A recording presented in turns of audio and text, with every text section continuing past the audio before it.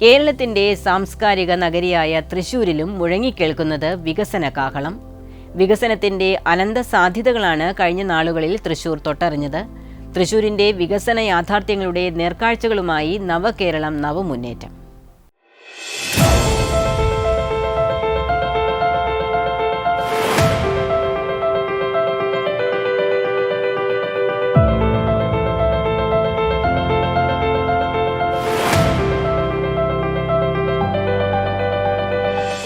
സാംസ്കാരികതയുടെയും ഭക്തിയുടെയും തിടമ്പേറ്റുന്ന തൃശ്ശൂർ പൂരം എന്ന മഹത്തായ നേർക്കാഴ്ചയിലൂടെ ലോകപ്രശസ്തി ആർജിച്ച നാടാണ് തൃശ്ശൂർ. നാടിന് പുതിയ കാഴ്ചപ്പാടുകൾ പകർന്നു നൽകിയ ശക്തൻ തമ്പുരാന്റെ ഭരണമികവിന്റെ തുടർച്ചയാണ് തൃശ്ശൂരിന്റെ മണ്ണിൽ ദൃശ്യമാകുന്നത്. ഏകദേശം ഈ 4 വർഷത്തിനിടയിൽ 90 കോടി രൂപയിലധികം ഇവിടെ ഇതിനകം MLA ഫണ്ടായിട്ട് ചെലവഴിക്കപ്പെട്ടു. വിവിധങ്ങളായ കാറ്റഗറിയിൽ MLA ഫണ്ടായിട്ട് ചെലവഴിക്കപ്പെടുന്ന സ്ഥിതി ഉണ്ടായിട്ടുണ്ട്. അതിൽ ബഡ്ജറ്റ് വിഹിതം എന്ന രീതിയിൽ ഓരോ വർഷവും 10 കോടി രൂപ ഈ മണ്ഡലത്തിന് വേണ്ടിയിട്ട് അനുവദിക്കപ്പെട്ടിട്ടുണ്ട്. ആസ്തി വികസന ഫണ്ട് എന്ന രീതിയിൽ 10 കോടി രൂപ 4 വർഷത്തിൽ അനുവദിക്കപ്പെട്ടിട്ടുണ്ട്. പ്രത്യേക വികസന ഫണ്ടായിട്ട് ഓരോ വർഷവും ഓരോ കോടി രൂപ അനുവദിക്കപ്പെട്ടിട്ടുണ്ട്. മറ്റ് പദ്ധതികളിലൂടെ 10 കോടി രൂപ ഈ തൃശ്ശൂർ നിയോജക മണ്ഡലത്തിൻ്റെ വികസന പ്രവർത്തനങ്ങൾക്ക് വേണ്ടിയിട്ട് പ്രയോജനപ്പെടുത്തിയിട്ടുണ്ട്. അത് നമ്മുടെ ജീവിതത്തിൻ്റെ വ്യത്യസ്തമായിട്ടുള്ള തലങ്ങളിലാണ് ഉപയോഗപ്പെടുത്തുന്നത്. നമ്മുടെ പ്രധാനമായിട്ട് ഒരു പാശ്ചാത്തല വികസനവുമായി ബന്ധപ്പെട്ടുകൊണ്ട് റോഡ് വികസനത്തിൻ്റെ സാധ്യതകളെ ഉപയോഗപ്പെടുത്താൻ ഒരു കോർപ്പറേഷൻ്റെ പരിധിയിൽ വരുമ്പോണ്ടാകാവുന്ന പ്രധാനപ്പെട്ട റോഡുകളൊക്കെ തന്നെ നവീകരിക്കുന്ന പ്രവർത്തനങ്ങൾ MLA ഫണ്ടിലൂടെ അതുപോലെ തന്നെ നമ്മുടെ ബഡ്ജറ്റ് വിഹിതത്തിലൂടെയൊക്കെ അത് നടപ്പാക്കാനുള്ള പരിശ്രമം നടത്തിയിട്ടുണ്ട്.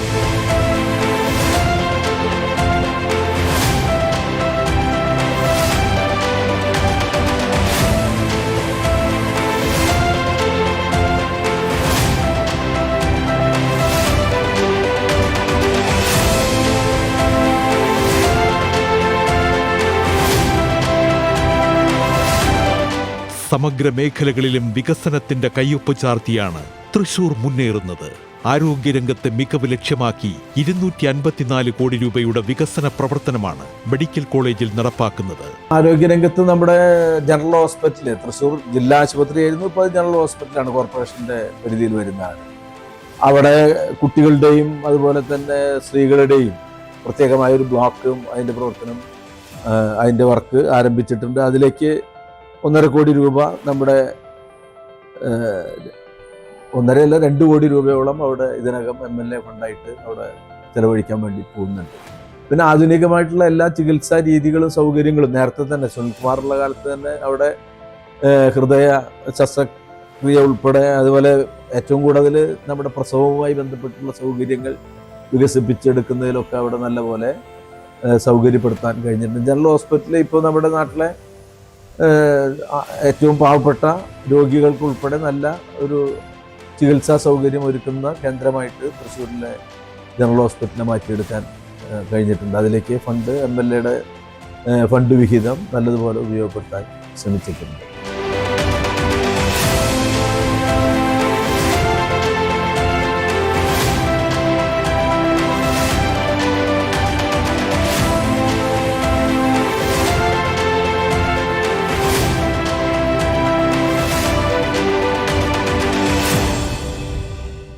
തൃശ്ശൂർ പൂരത്തിന്റെ യശസ് കൂടുതൽ ഉയർത്തുവാനും മഹത്വം വിളിച്ചോദിക്കുവാനുമുള്ള കർമ്മ പദ്ധതിക്കും വാഴച്ചാലിൽ ഗോത്രവർഗ പൈതൃക സംരക്ഷണ കേന്ദ്രത്തിനുമായി 8 കോടി രൂപ വിനിയോഗിക്കുവാനും പദ്ധതിയുണ്ട്. ലോകത്തിലെ ഏറ്റവും വലിയ ഒരു ഇവന്റാണ് തൃശ്ശൂർ പൂരം. തൃശ്ശൂർ പൂരത്തിന്റെ ആ ഒരു ടൂറിസം എന്ന് പറയുന്നത് ആ ഉത്സവത്തിൽ പങ്കാളിത്തം വഹിക്കുന്നതാണ്. അതിന്റെ അനുബന്ധമായിട്ടുള്ള സാധ്യതകളുണ്ട്. ഇപ്പൊ തൃശ്ശൂരിലെ തന്നെ നമ്മുടെ ഇപ്പോൾ പുത്തൂരിലേക്ക് മാറ്റുമ്പോൾ അത് ഏഷ്യയിലെ തന്നെ ഏറ്റവും വലിയ ഒരു ആയിട്ട് മാറാനാണ് പോകുന്നത്. അപ്പോൾ അത് തൃശ്ശൂർ മണ്ഡലത്തിലല്ല, ഒല്ലൂർ മണ്ഡലത്തിലാണ്. പക്ഷെ അതിൻ്റെ തീർച്ചയായിട്ടും തൃശ്ശൂരിന് വലിയ പങ്കുണ്ടാവും. കാരണം തൃശ്ശൂരിൽ താമസിച്ചും തൃശ്ശൂർ അതിൻ്റെ ഒരു കേന്ദ്രം താവളം എന്ന രീതിയിൽ ഇവിടെ നിന്ന് സഞ്ചരിച്ചു പോകാൻ കഴിയുന്ന ഒരു വലിയ സാധ്യത ഉണ്ട്. പിന്നെ അമ്പല നഗരങ്ങളുമായി ബന്ധിപ്പിച്ചുകൊണ്ടുള്ള ഒരു പിൽഗ്രിം ടൂറിസത്തിനുള്ള സാധ്യത ഉണ്ട്. തൃശ്ശൂർ പൂരം, ഗുരുവായൂർ, അതുപോലെ തന്നെ നമ്മുടെ ഇവിടുത്തെ കൊടുങ്ങല്ലൂരുണ്ട്, നമ്മുടെ കൂടൽ മാണിക്യം, നമ്മുടെ ആറാട്ടുപുഴ പൂരം, പിന്നെ തീരപ്രദേശത്തേക്ക് പോയി കഴിഞ്ഞാൽ ഗുരുവായൂരും അതിൻ്റെ അപ്പുറത്ത് മുസ്ലിം തീർത്ഥാടന കേന്ദ്രമായിട്ടുള്ള പാലൂര്, അതുപോലെ പാവറട്ടി, ഇതിനൊക്കെ ബന്ധിപ്പിച്ചുകൊണ്ടുള്ള ടൂറിസം സർക്യൂട്ടൊക്കെ ആലോചിക്കാവുന്നതാണ്. അങ്ങനെ അത്തരത്തിലുള്ള ഒരു കേന്ദ്രമായിട്ട് തൃശ്ശൂരിൽ വർക്ക് ചെയ്യാൻ കഴിയുന്നതാണ്.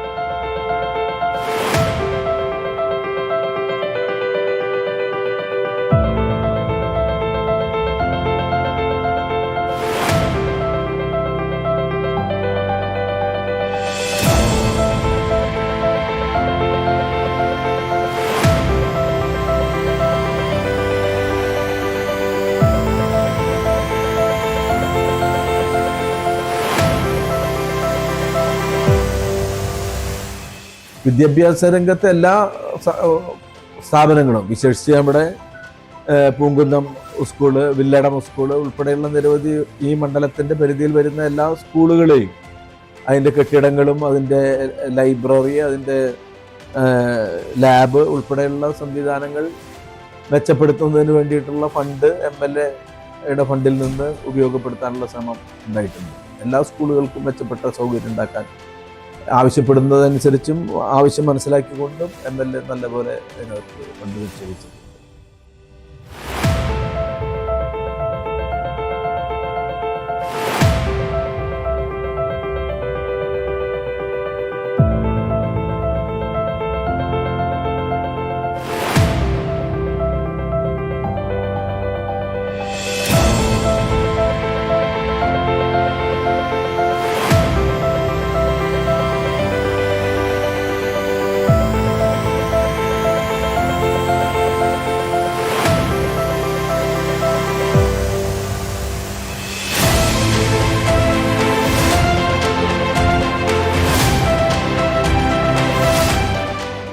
റോഡുകൾ നവീകരിക്കുന്നതിൻ്റെ ഭാഗമായിട്ടും ഹൈവേ, സ്റ്റേറ്റ് ഹൈവേയും അത് ബന്ധിപ്പിച്ചുകൊണ്ട് നമ്മുടെ പട്ടണത്തിലേക്ക് കടക്കുന്ന പ്രദേശങ്ങളുടെ റോഡുകൾ നവീകരിക്കുന്ന പ്രവർത്തനം നടക്കുന്നുണ്ട്. MG റോഡ്, ഇപ്പോൾ നമ്മുടെ കുറുക്കഞ്ചേരി മുതൽ നമ്മുടെ ടൗണിലേക്ക് കയറി വരുന്ന, റൗണ്ട് വരെ കയറി വരുന്ന കുറുപ്പൻ റോഡ്, അതിൻ്റെയൊക്കെ വികസന പ്രവർത്തനം നടന്നു വരികയാണ്. ഈ 25 പൂർത്തിയാകുന്നതോടുകൂടി തന്നെ നമ്മുടെ ടൗണിൻ്റെ റോഡുകളൊക്കെ ഏറ്റവും സഞ്ചാരയോഗ്യമായ നല്ല റോഡുകളാക്കി മാറ്റുന്ന പ്രവർത്തനം നടക്കുന്നുണ്ട്. ആ പ്രവർത്തനം MLAയുടെ പ്രവർത്തനവുമായി കണക്ട് ചെയ്തിട്ടാണ് നടത്താൻ വേണ്ടി കഴിയുന്നത്. ആ രീതിയിലുള്ള പ്രവർത്തനം അവിടെയും നന്നായി മുന്നോട്ട് പോകുന്നുണ്ട്.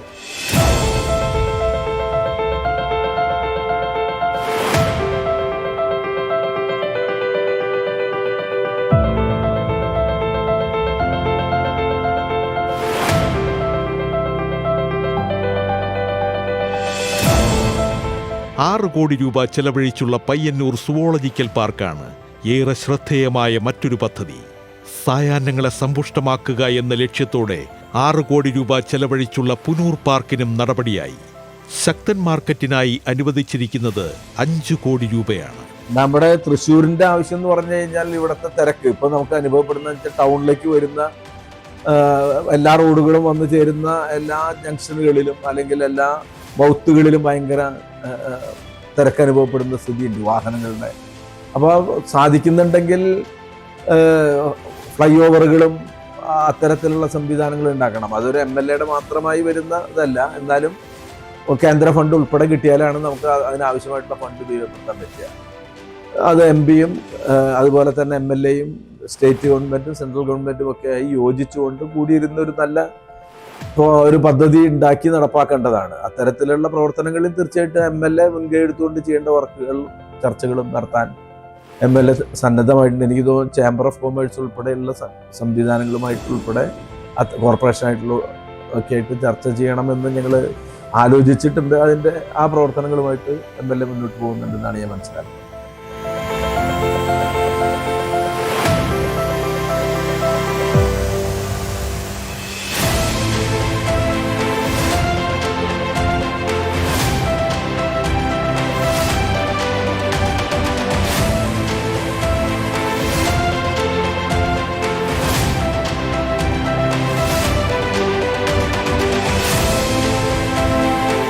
തൃശ്ശൂർ മണ്ഡലത്തിൻ്റെ ഭാഗമായിട്ടുള്ള കോളുകളുടെ വികസനം, അതുപോലെ തന്നെ കുളങ്ങളുടെ സംരക്ഷണം ഉൾപ്പെടെ ബണ്ട് നിർമ്മാണം ഉൾപ്പെടെ വികസന പ്രവർത്തനങ്ങൾ ആരംഭിച്ച പ്രത്യേകിച്ച് നമ്മുടെ തൃശ്ശൂരിൽ കഴിഞ്ഞ വെള്ളപ്പൊക്ക സമയത്ത് നമ്മുടെ പട്ടണത്തിൽ തന്നെ വെള്ളം കയറുകയും പല താഴ്ന്ന പ്രദേശങ്ങളിൽ വെള്ളം കയറിയതിൻ്റെ ഭാഗമായിട്ട് ആശുപത്രികൾ വരെ വെള്ളത്തിൽ മുങ്ങുന്ന സാഹചര്യം ഉണ്ടായതാണ്.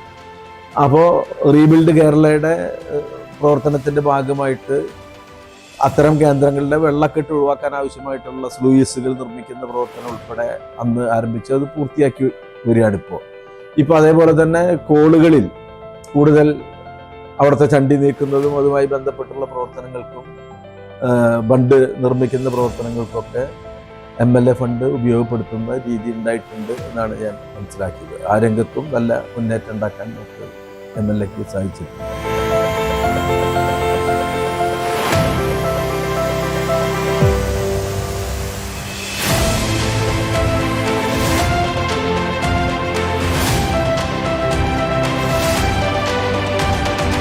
തൃശ്ശൂരിനുണ്ടായ ഒരു ഭാഗ്യം എന്ന് പറഞ്ഞു കഴിഞ്ഞാൽ ഈ കഴിഞ്ഞ 9 വർഷവും LDFന്റെ ഗവൺമെൻറ്റാണ് കേരളത്തിൽ ഭരണം നടത്തുന്നത്. ഇവിടുത്തെ ജനപ്രതിനിധികൾ LDFൻ്റെയാണ്, കോർപ്പറേഷൻ ഭരണം LDFൻ്റെയാണ്. ഈ 3 സംവിധാനങ്ങളെയും ഒരുമിപ്പിച്ച് കൊണ്ടുപോകാൻ കഴിഞ്ഞതുകൊണ്ട് നമ്മുടെ ടൗണിൻ്റെ വികസനത്തിൽ അത് വലിയ നിർണായകമായിട്ടുള്ള പങ്ക് നിർവഹിക്കപ്പെട്ടിട്ടുണ്ട്. ശേഷിക്കുന്നത് നടന്നു വരികയാണ്. ഇപ്പോൾ തൃശ്ശൂർ ഏറ്റവും വലിയ ഒരു സ്റ്റേഡിയം, അതിൻ്റെ ഒരു എന്താ പറയുക, നമ്മുടെ ടൗൺ ഹാള്, ടാഗോർ സെൻറ്റനറി ഹാളിൻ്റെ നവീകരണ പ്രവർത്തനം പൂർത്തിയാകാൻ വരികയാണ്. അതേപോലെ തന്നെ IM വിജയൻ സ്റ്റേഡിയം പൂർത്തിയാക്കുകയാണ്. നമ്മുടെ വടക്കേ സ്റ്റാൻഡിൻ്റെ പ്രവർത്തനം, തെക്കേ സ്റ്റാൻഡിനോട് ചേർന്നിട്ടുള്ള അതിൻ്റെ ഫ്ലൈ ഓവറും സഞ്ചാരപഥങ്ങളും, അതുപോലെ തന്നെ തെക്കേ സ്റ്റാൻഡിൻ്റെ വികസനം, ഇതൊക്കെ ടൗണിൻ്റെ മുഖച്ഛായ തന്നെ മാറ്റുന്ന ഒന്നായിട്ട് മാറുകയാണ്. നമ്മുടെ MG റോഡിൻ്റെ വികസനം, MG റോഡ് നവീകരിക്കുന്നതിന് വേണ്ടിയിട്ടുള്ള പ്രവർത്തനം, അതിൻ്റെ വീതി കൂട്ടുന്നതിന് വേണ്ടിയുള്ള പ്രവർത്തനം ഉൾപ്പെടെ ഏറ്റെടുത്തിട്ടുണ്ട്. അപ്പോൾ തൃശ്ശൂരിലെ ഈ 3 ജനപ്രതിനിധികളും ഭരണ സംവിധാനങ്ങളും യോജിച്ചുകൊണ്ടുള്ള നല്ല മുന്നേറ്റം ഉണ്ടാക്കാൻ ഈ കാലയളവ് കഴിഞ്ഞിട്ടുണ്ട്. അത് പൂർത്തിയാക്കുന്ന പ്രവർത്തനം തീർച്ചയായിട്ടും ഈ MLAയുടെ കാലാവധിക്കുള്ളിൽ MLAക്ക് നടത്താൻ കഴിയും. അതിനുള്ള എല്ലാ രീതിയിലുള്ള ചർച്ചകളും LDF തലത്തിലും അതുപോലെ തന്നെ ജനപ്രതിനിധികൾ എന്ന രീതിയിൽ കോർപ്പറേഷൻ ഭരണ സംവിധാനമായി യോജിച്ചുകൊണ്ട് നടപ്പാക്കാൻ ശ്രമിക്കുന്നുണ്ട്. ചുരുക്കത്തിൽ തൃശൂരിന്റെ സർവ്വതോന്മുഖമായ വികസനമാണ് മണ്ഡലത്തിൽ നടപ്പാക്കുന്നത്. സാംസ്കാരിക പാരമ്പര്യവും പൈതൃകവും നിലനിർത്തിക്കൊണ്ടുള്ള വികസന പ്രവർത്തനങ്ങൾ.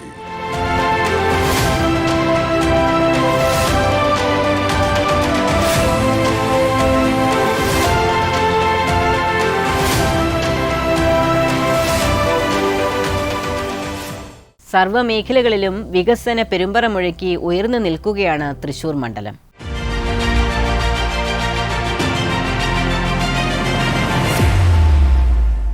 കൽപ്പാത്തി രഥോത്സവത്താൽ പ്രസിദ്ധമായ പാലക്കാട് നിയമസഭാ മണ്ഡലത്തിന്റെ വികസന നേർക്കാഴ്ചകളാണ് നവകേരളം നവമുന്നേറ്റത്തിൽ ആദ്യം. കേരളത്തിന്റെ ഏറ്റവും പുരാതനവും സമ്പന്നവുമായ സാംസ്കാരിക പൈതൃകമെന്ന ഖ്യാതി പേറുന്ന പാലക്കാട് വ്യവസായ മേഖലയും നെൽകൃഷി ഭൂമികയുമാണ്. ഈ സവിശേഷതകൾ ഉൾക്കൊള്ളുന്ന വികസനങ്ങളാണ് മണ്ഡലത്തിൽ നടപ്പാക്കുന്നത്.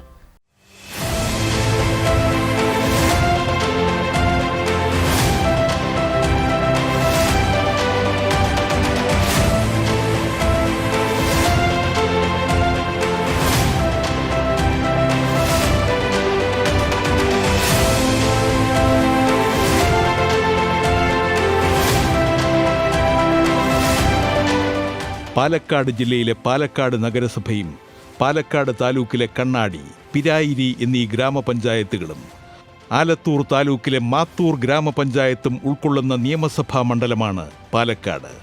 1957 രൂപീകരിച്ച മണ്ഡലത്തെ നവാഗതനായ രാഹുൽ മാങ്കൂട്ടത്തിലാണ് നിയമസഭയിൽ പ്രതിനിധീകരിക്കുന്നത്. കുടിവെള്ളം, കൃഷി, വ്യവസായം, ഗതാഗതം, വിദ്യാഭ്യാസം തുടങ്ങി എല്ലാ മേഖലകളിലും ഒരേപോലെ നടപ്പാക്കുന്ന വികസനമാണ് പാലക്കാടിന്റെ പ്രത്യേകത. മണ്ഡലത്തിന്റെ മുഖച്ഛായ മാറ്റുന്ന ഒരു പറ്റം വികസന പ്രവർത്തനങ്ങളാണ് നടക്കുന്നത്. കഴിഞ്ഞ 9 വർഷമായി LDF സർക്കാർ പാലക്കാട് നിയോജക മണ്ഡലത്തിൽ ഒരുപാട് വികസന പ്രവർത്തനങ്ങൾ ഏറ്റെടുക്കുകയും പൂർത്തീകരിക്കുകയും ചെയ്തിട്ടുണ്ട്. യഥാർത്ഥത്തിൽ ഇതൊരു പ്രതിപക്ഷ MLA ഉള്ള മണ്ഡലമായിട്ട് കൂടി ഒരു തരത്തിലുള്ള അവഗണനയും പാലക്കാടിനോട് ചെയ്തില്ല എന്ന് മാത്രമല്ല, പാലക്കാടൻ ജനതയെ കേരളത്തിൻ്റെ പൊതുവികസന കുതിപ്പിൽ ചേർത്ത് നിർത്തുന്ന സമീപനമാണ് LDF സർക്കാർ നിർവഹിച്ചത്. ആരോഗ്യരംഗത്ത് പാലക്കാടിനെ മുൻനിരയിലെത്തിക്കുക എന്ന ദൗത്യത്തിനാണ് മുൻഗണന. വിവിധ ആശുപത്രികൾക്കായി കോടികളാണ് ചെലവഴിക്കുന്നത്. ആധുനിക സൗകര്യങ്ങളോടെ പാലക്കാട് ജില്ലാ ആശുപത്രിയിൽ പണികഴിപ്പിച്ച കെട്ടിടമാണ് പദ്ധതിയിൽ എടുത്തു പറയേണ്ടത്. ജില്ലാ ആശുപത്രിയുടെ പുതിയ സ്പെഷ്യാലിറ്റി ബ്ലോക്ക്, അവിടെ 106 കോടി രൂപ ചെലവിൽ വളരെ വിപുലമായ ഒരു സമുച്ചയമാണ് കിഫ്ബിയിലൂടെ സാക്ഷാത്കരിക്കപ്പെടുന്നത്. ഇപ്പോൾ തന്നെ അവിടെ നിർമ്മാണം വലിയ തോതിൽ പുരോഗമിക്കുകയാണ്. ഈ ഗവൺമെൻറ് കാലത്ത് തന്നെ അത് ഉദ്ഘാടനം ചെയ്യപ്പെടുമെന്നാണ് പ്രതീക്ഷിക്കുന്നത്. അതുപോലെ ജില്ലാ കോടതി സമുച്ചയം സ്ഥാപിക്കുന്നതിന് വേണ്ടിയിട്ട് ഒരു 30 കോടി രൂപ വേറെ അനുവദിച്ചിട്ടുണ്ട് കിഫ്ബിയിൽ നിന്ന് തന്നെ. ഇങ്ങനെ വിവിധങ്ങളായ വികസന പ്രവർത്തനങ്ങളുടെ ഭാഗമായി പാലക്കാട് മണ്ഡലത്തിൽ കിഫ്ബി വഴി ഏതാണ്ട് 200 കോടി രൂപയിലധികമാണ് ഇവിടെ നിക്ഷേപം സംസ്ഥാന സർക്കാർ നടത്തിയിട്ടുള്ളത്. 2016 LDF സർക്കാർ വരുന്ന സമയത്ത് പാലക്കാട് മെഡിക്കൽ കോളേജിൽ ഒരു അഡ്മിനിസ്ട്രേറ്റീവ് ബ്ലോക്കും അതുപോലെ തന്നെ ഒരു 2 ചെറിയ ഹോസ്റ്റൽ കെട്ടിടങ്ങളും മാത്രമാണ് ഉണ്ടായിരുന്നത്. അത് ഏതാണ്ട് 50 കോടി രൂപയ്ക്കകത്ത് ചിലവ് വരുന്ന ചെറിയ ഒരു സംഗതിയായിരുന്നു. ഇന്ന് പാലക്കാട് മെഡിക്കൽ കോളേജിൻ്റെ നിർമ്മാണ പ്രവർത്തനം പൂർത്തീകരിക്കപ്പെട്ടിട്ടുണ്ട്. 380 കോടി രൂപയിൽ പരം ആണ് അവിടെ സംസ്ഥാന സർക്കാർ പ്രത്യേകമായി താല്പര്യമെടുത്ത് കഴിഞ്ഞ 9 വർഷത്തിനകം ഇൻവെസ്റ്റ് ചെയ്തു.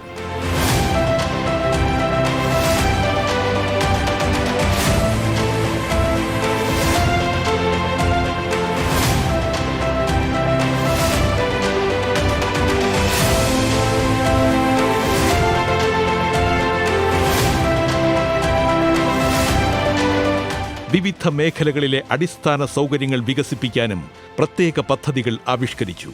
Government upper primary school Puthur, big bazaar school എന്നിവിടങ്ങളിൽ പുതിയ കെട്ടിടങ്ങൾ പണികഴിപ്പിച്ചിട്ടുണ്ട്.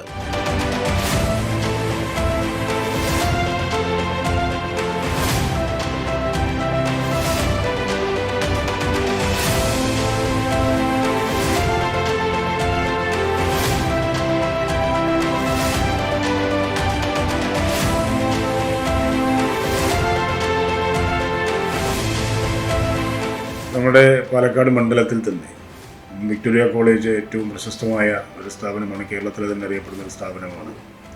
അതിൻ്റെ പുതിയ അക്കാഡമിക് ബ്ലോക്കിന് 32 കോടി രൂപയിലധികമാണ് കിഫ്ബി വഴി ചെലവഴിച്ചത്.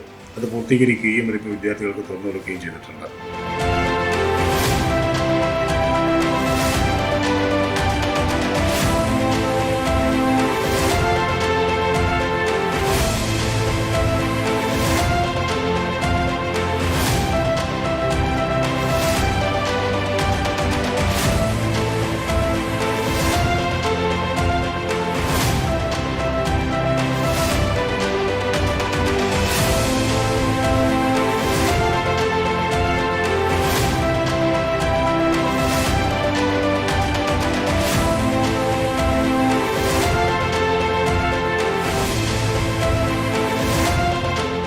VT സാംസ്കാരിക സമുച്ചയം എന്ന നിലയിൽ ഇവിടെ ഹൈവേ ഓരത്ത് 56 കോടി രൂപ ചെലവിലാണ് അടുത്ത സാംസ്കാരിക സമുച്ചയം നിലവിൽ വന്നിട്ടുള്ളത്.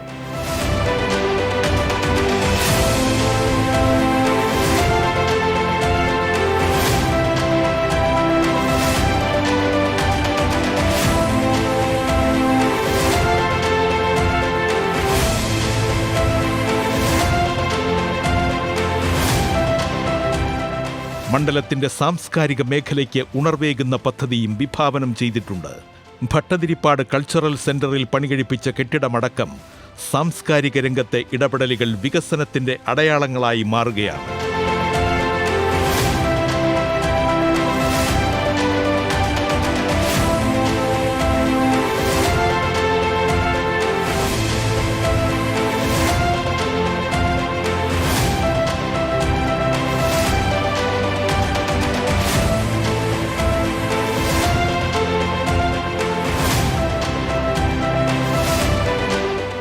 കുടിവെള്ളക്ഷാമം പരിഹരിക്കാനുള്ള പദ്ധതിയാണ് ഏറെ ശ്രദ്ധേയം. മണ്ഡലത്തിൽ വർഷങ്ങളായി നിലനിൽക്കുന്ന കുടിവെള്ളക്ഷാമം പൂർണ്ണമായും പരിഹരിക്കുക എന്ന ലക്ഷ്യത്തോടെയുള്ള സമഗ്ര പദ്ധതിയാണ് വിഭാവനം ചെയ്തിരിക്കുന്നത്. നെൽകൃഷി അടക്കമുള്ള കൃഷിക്കും പരിഗണന നൽകിയിട്ടുണ്ട്. വിളകളുടെ വിപണന സാധ്യതകൾ മുന്നിൽ കണ്ട് കർഷക കൂട്ടായ്മ വഴി വിറ്റഴിക്കൽ കേന്ദ്രം ആരംഭിക്കാനും പദ്ധതിയുണ്ട്. പിന്നെ മാത്തൂര്, രായിരി, കണ്ണാടി പഞ്ചായത്തുകളെ സംയോജിപ്പിച്ചുള്ള കുടിവെള്ള പദ്ധതി, മാത്തൂര് വഴി കോട്ടായിലേക്കുള്ള ഗവൺമെന്റ് കോട്ടായി റോഡ് നിർവഹണം തുടങ്ങി നിരവധിയായ പ്രവർത്തനങ്ങൾ സംസ്ഥാന സർക്കാരിൻ്റെ ഭാഗമായിട്ട് വരികയും കഴിഞ്ഞ 9 വർഷം കൊണ്ട് ഏതാണ്ട് 900 കോടി രൂപയുടെ അടുത്തുള്ള നിക്ഷേപം നമ്മുടെ മണ്ഡലത്തിലേക്ക്, വികസന നിക്ഷേപം മണ്ഡലത്തിലേക്ക് തന്നെ വന്നിട്ടുണ്ട്. മറ്റെല്ലാ ക്ഷേമ പ്രവർത്തനങ്ങളും ഒരു തടസ്സവും കൂടാതെ വരികയാണ്. അതിന് പുറമെയാണ് ലൈഫ് പോലെയുള്ള പദ്ധതികളിലെ വീട് അനുവദിക്കുന്ന കാര്യത്തിൽ പഞ്ചായത്തുകളും മുനിസിപ്പാലിറ്റിയും വഴി ചെയ്തിട്ടുള്ള പ്രവർത്തനം.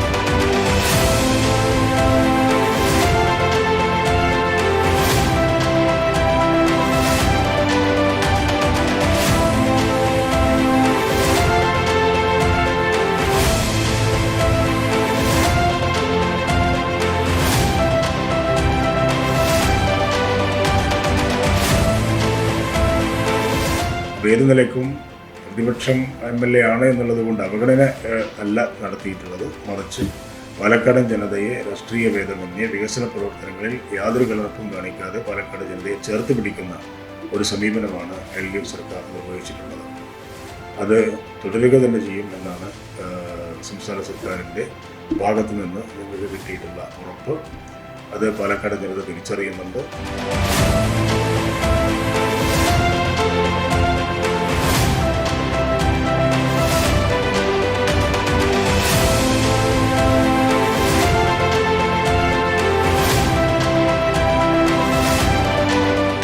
പാലക്കാടിൻ്റെ സമഗ്ര വികസനം ഉറപ്പുവരുത്താൻ പ്രതിപക്ഷം ഭരിക്കുന്ന പഞ്ചായത്തുകൾ, MLA, അതേപോലെ സംസ്ഥാന ഗവൺമെൻറ്റുമായി സഹകരിച്ചുകൊണ്ട് നല്ല രീതിയിലുള്ള ഒരു ജനമുന്നേറ്റം ഉണ്ടാകണമെന്നാണ് ഞങ്ങൾക്ക് സൂചിപ്പിക്കാനുള്ളത്. വികസന പ്രവർത്തനത്തിൽ രാഷ്ട്രീയം കലർത്തുന്ന രീതിയിലേക്കുള്ള പ്രവർത്തനം ആരുടെ ഭാഗത്തു നിന്നും അത് അംഗീകരിക്കാനാവില്ല എന്നുകൂടി ഈ അവസരത്തിൽ സൂചിപ്പിക്കുകയാണ്. LDFൻ്റെ വികസന കുതിപ്പ് വീണ്ടും തുടരുക തന്നെ ചെയ്യും എന്നാണ് സൂചിപ്പിക്കാനുള്ളത്.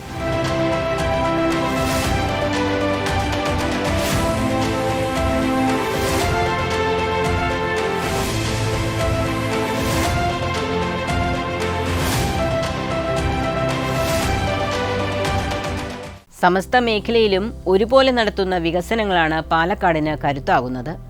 തലമുറകൾക്ക് മുതൽക്കൂട്ടാകുന്ന പദ്ധതികളുമായി നവകേരളത്തിനൊപ്പം പാലക്കാടും കുതിക്കുകയാണ്.